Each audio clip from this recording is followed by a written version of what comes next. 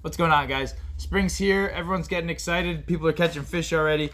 And I'm just going to break something down. I'm going to show you something that we use in the shop here and that we try to get people into. It's rigging soft plastics, kind of like a weedless swim bait hook like this.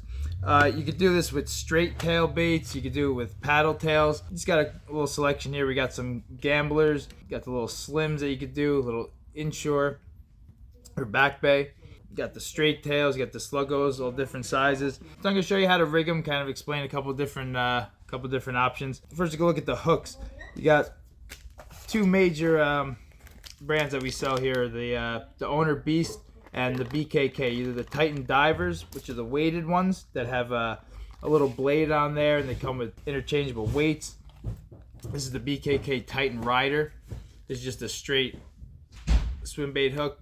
Has a straight kind of bend there. It helps keep the fish kind of pinned on. And also a cool feature, it has this little rubber stopper which keeps the bait from sliding down. We'll show you that.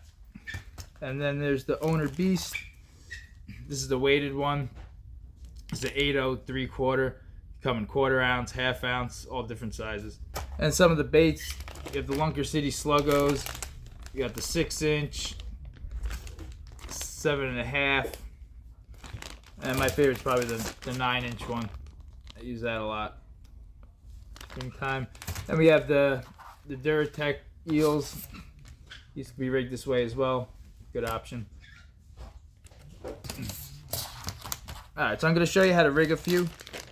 So first I'm going to do one of the larger gambler shads. I'm going to rig it on the BKK, the TITANRIDER. This is a 12/0 hook. And the hooks are going to be from 12/0 for the big ones down to like an 8/0 for the mediums, and then this little guy is a 4/0 Owner Beast. So the first thing you're going to do is you're going to find the center of the bait, and you're going to take this little screw.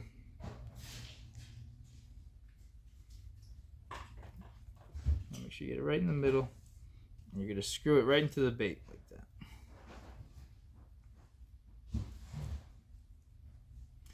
So you want it to end up so that the hook is like that. So if it's screwed in like that, the hook's going to be on the side. So I want to make sure you screw it in so that it's snug and that the hook lays how it's going to come out. Then you kind of find where the hook's going to come out of the bait,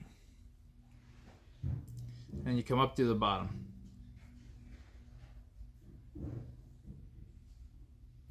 You want to make sure you have everything straight and in a line. You don't want to go too far and the bait will be scrunched up. You want to keep it nice and straight like that. And then the last part on these BKKs, you can push the little stopper up. So that keeps the bait from falling down on the hook while you're retrieving or fishing. So that's that. Alright, so next thing I'm going to show you is how to rig a Sluggo or any kind of straight tail bait. You can also, like I said, do that with the mega shads. So the first thing I do, I just cut a little piece off the tip just to make it kind of straight and flush. It just gives a little more area for the screw lock to go in. Then same deal like the other one. You find that, get that pin, put it right in the center of the bait. Especially with the skinny bait, you want to make sure, because the spring will kind of come out the sides if you're not careful.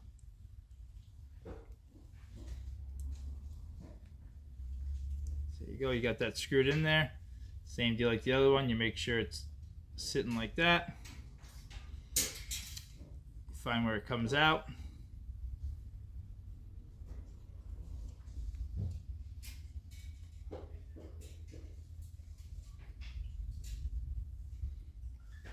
Right through and you're rigged.